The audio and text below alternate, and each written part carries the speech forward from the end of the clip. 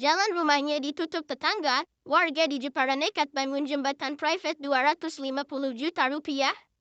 Kisah Sunardi, warga Kelurahan Demaan, Kecamatan Jepara, Kabupaten Jepara yang membangun jembatan senilai 250 juta rupiah di atas sungai sempat viral di media sosial. Aksi ini dilakukan setelah akses jalan menuju rumahnya ditutup tetangga. Padahal, keluarga Sunardi sudah tinggal di kawasan tersebut lebih dari 27 tahun.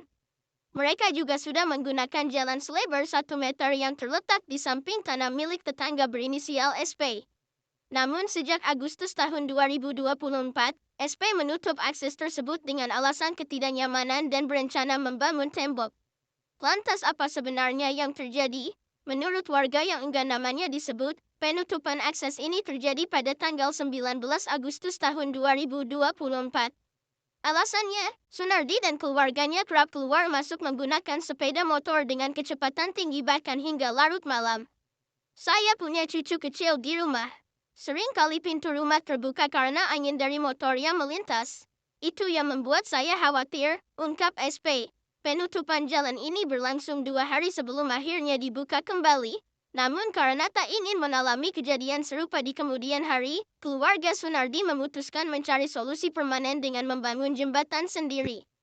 Jembatan yang dibangun Sunardi terbuat dari besi dengan panjang 28 meter dan lebar 1,5 meter. Meski belum sepenuhnya selesai, jembatan ini kini sudah bisa digunakan dan menjadi penghubung utama antara rumah Sunardi dengan jalan umum. Babin Kamtipmas Kelurahan Demaan, Bribka Suyoko, menjelaskan pembangunan jembatan ini dimulai pada tanggal 23 Agustus tahun 2024 dan sudah bisa digunakan sejak tanggal 8 November tahun 2024. Sebelumnya, Sunardi dan keluarganya harus menyeberangi sungai menggunakan rakit untuk beraktivitas. Dulu Pak Sunardi menggunakan rakit untuk menyeberang. Dengan adanya jembatan ini, aktivitasnya kini jauh lebih mudah, tuturnya. Membuat jembatan sendiri, sontak banyak yang bertanya-tanya dari mana Sunardi mendapatkan dana sebesar itu. Ternyata pembangunan jembatan ini dibiayai keluarga besar Sunardi yang memiliki kondisi finansial cukup baik. Keluarga Sunardi saling membantu, ada yang berprofesi sebagai pedagang bakso, pengusaha rosok, karyawan PLTU Jepara dan PNS. Anak-anaknya yang sudah mapan turut serta mendukung pendanaan, ungkap Suyoko. Tak hanya itu, banyak juga yang menyarankan agar Sunardi pindah rumah, tapi keluarga ini punya alasan kuat untuk tetap bertahan.